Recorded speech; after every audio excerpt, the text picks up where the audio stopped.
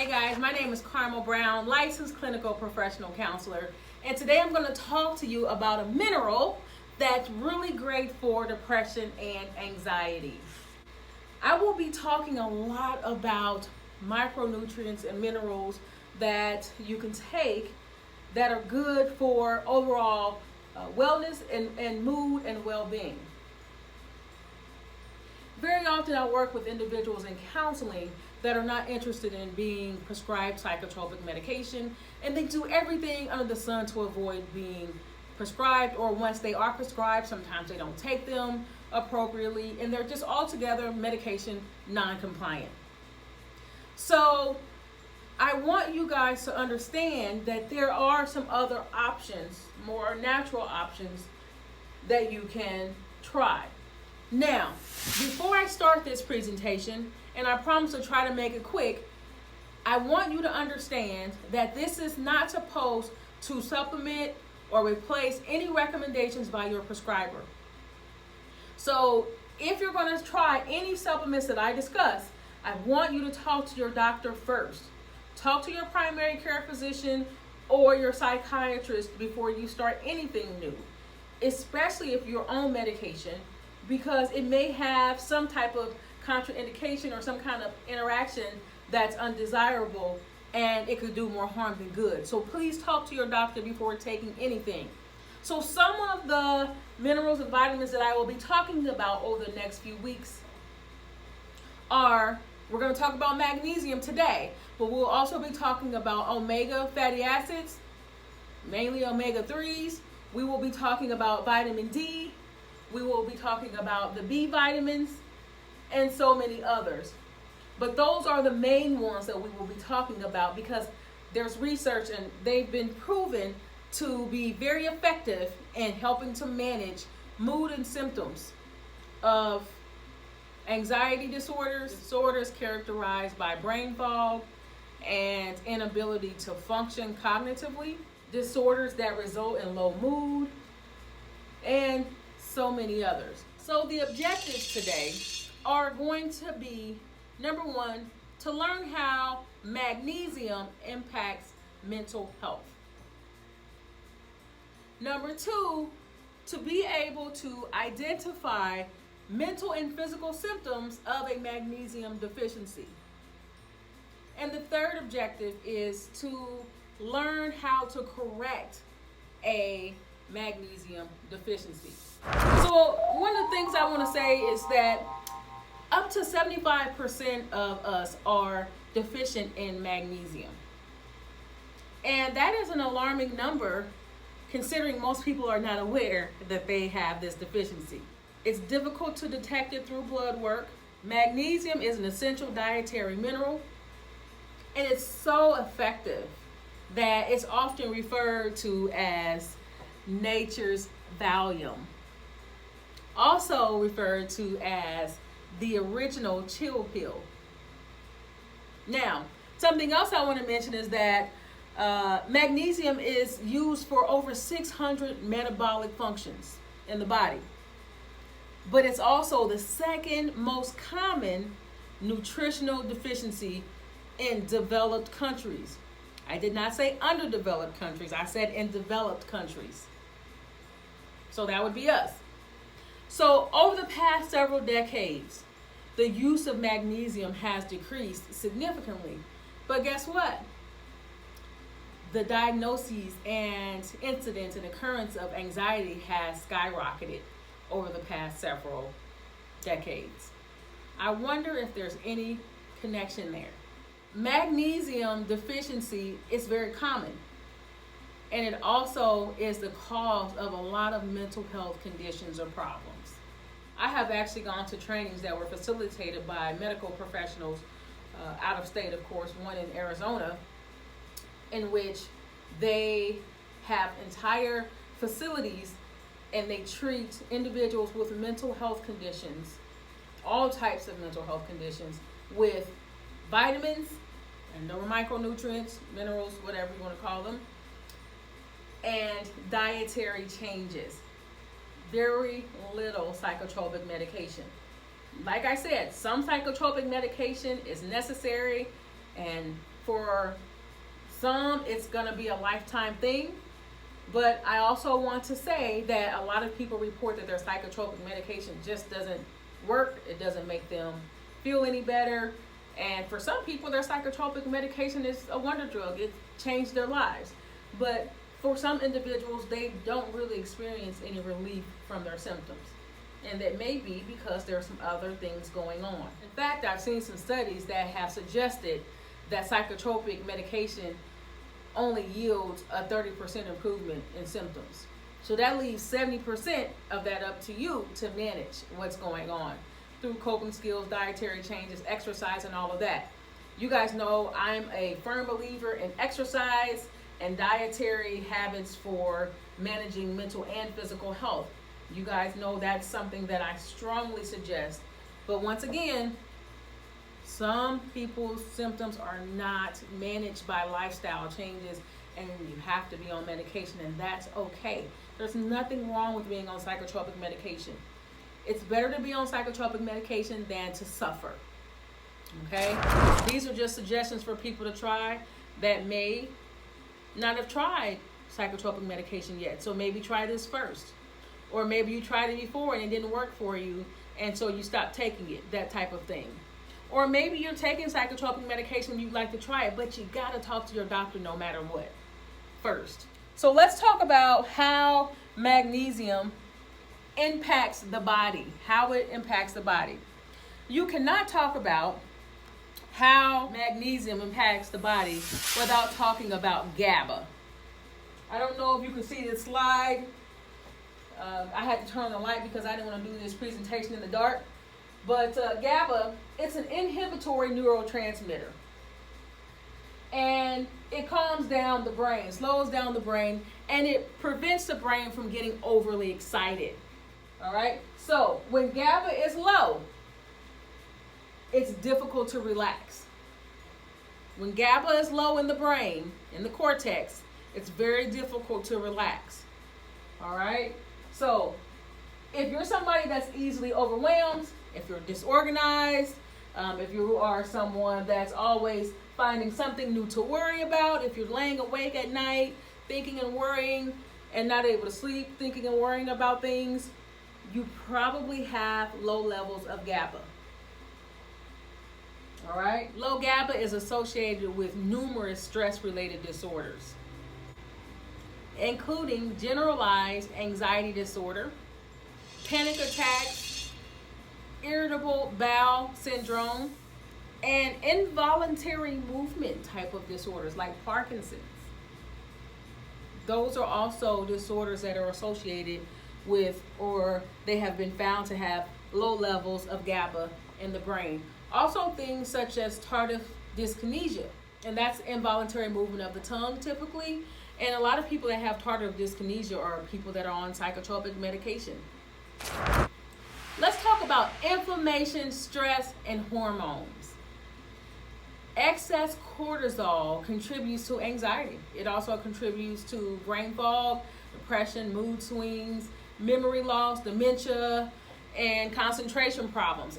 Also things like insomnia and mental disorders. Magnesium restricts the release of the stress hormone and acts as a filter to prevent those stress hormones from getting to the brain. So it prevents that cortisol and all that stress that your body's releasing into the bloodstream, and it prevents it from getting to the brain so that you don't become anxious, depressed, stressed out, losing memory, dementia, so on and so forth. Many of you have heard me say in the past that many of the disorders and chronic diseases that we have in today's society are a result of inflammation in the body, a buildup of toxicity and inflammation in the body. You've also heard me say that if the rest of the body can become inflamed, so can the brain, because the brain is part of the body. So another way that magnesium addresses anxieties is through its anti-inflammatory abilities. Chronic inflammation can happen anywhere in the body, guys, including the brain. It's really important that you remember that. Some of the disorders or brain disorders or malfunctioning of the brain is a result of inflammation in the brain.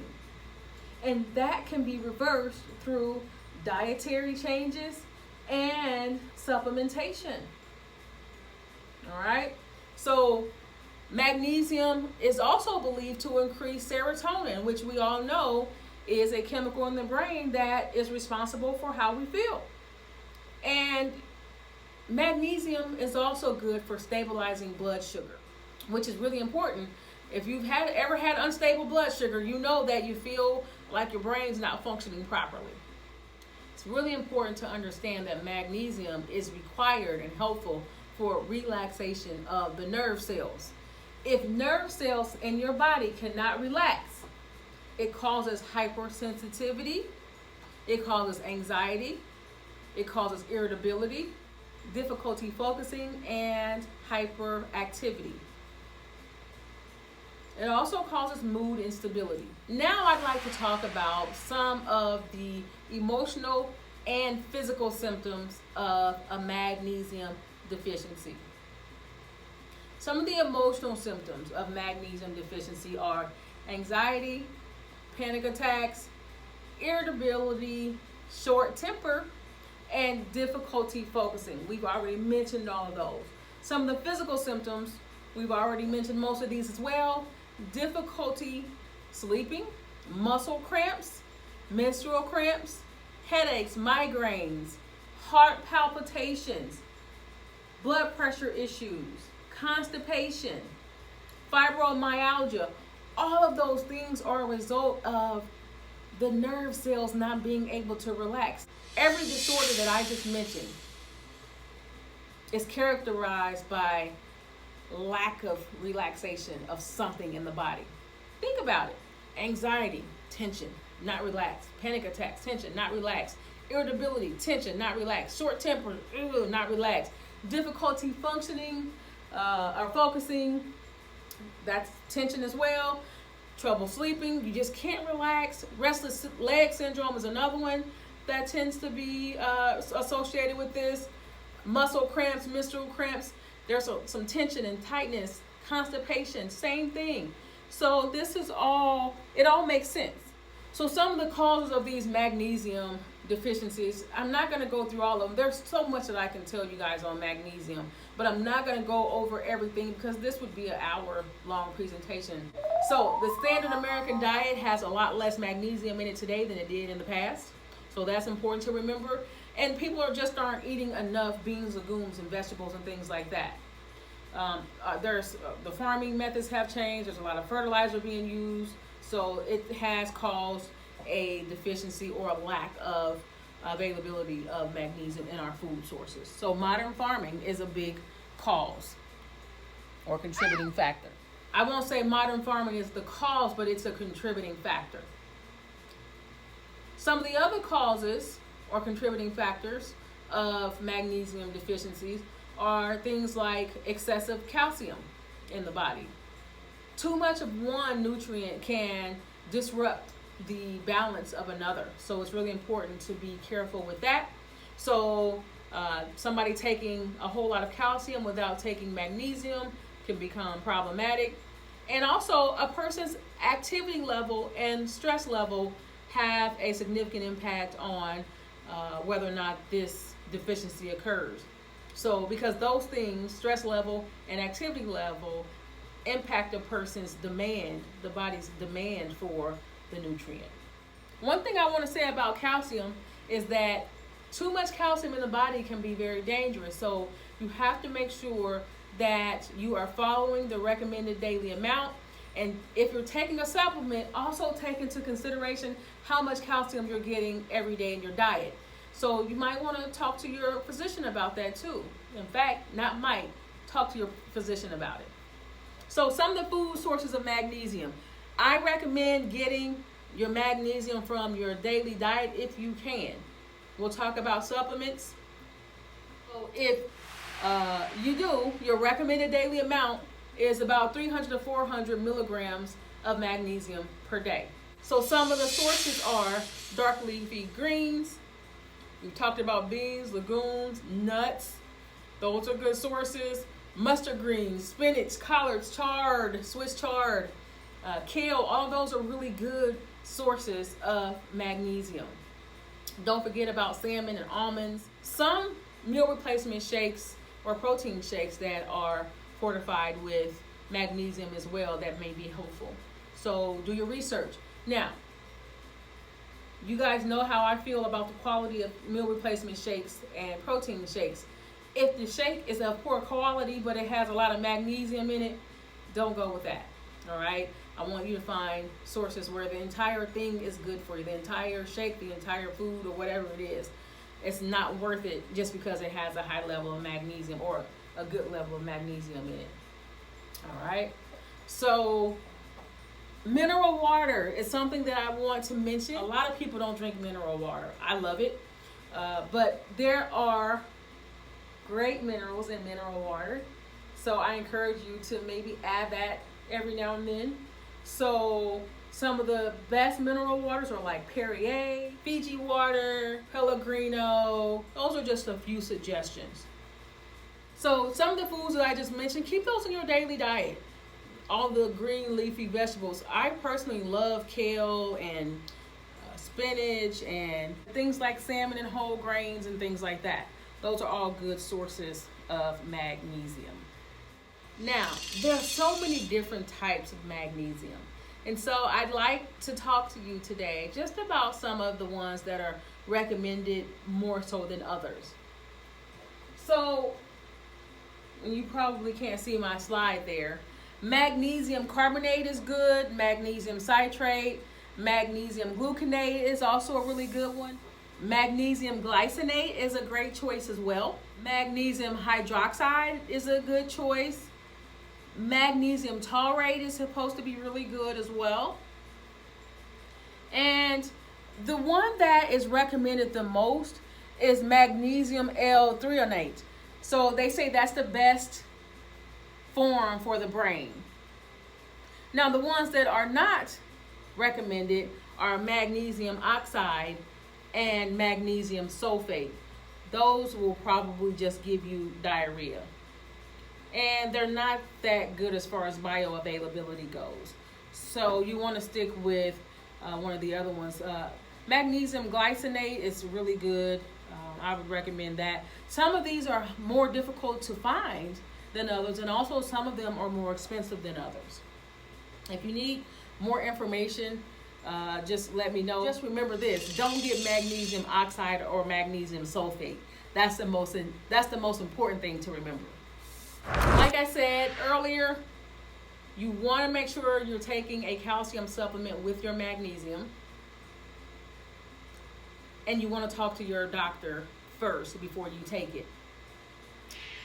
If you are experiencing anxiety or depression, which a lot of people are right now, or inability to focus, you're not sleeping well at night, I strongly suggest that you try adding magnesium and calcium to your supplement regimen. Just make sure you get a form of it that's good as far as bioavailability goes. I have an online supplement dispensary, so I can write you a prescription for this supplement, or I can email you the catalog. We have thousands of different vitamins and meal replacement shakes in our catalog, and like I said, I can, if you just need something for depression, I actually have a whole protocol of supplements that I recommend for depression and anxiety. I mentioned some of the other vitamins that I recommend earlier, the vitamin Bs, the omegas, the vitamin D. We'll be talking more about those coming up here in the near future. I'm going to talk about vitamin B next week. So that's something that you can look forward to. And I want you to try things that have very little risk when it comes to you improving your mental and physical health. I want you to exercise. I want you to have a good, well-balanced daily diet. I want you to try minerals and micronutrients, vitamins. So if you need to order supplements from me, like I said, we have an online supplement dispensary, thousands of different supplements, hundreds of brands, different brands. You'd be surprised at the different brands that we have available to you. I can send you, if you say you just want magnesium, I can write you a prescription, email it to you. You can order it from that link. It'll get delivered directly to you. Or I can just send you the catalog and you can go through the catalog and decide what supplements you want to order. Once again, always talk to your doctor before you take anything new. Hey, I'm Carmel Brown, licensed clinical professional counselor, co-owner of Club Exhilaration Wellness Center, and I want you to be well. I want you to be mentally, physically, and spiritually well. That's all I have today. I'll see you next time.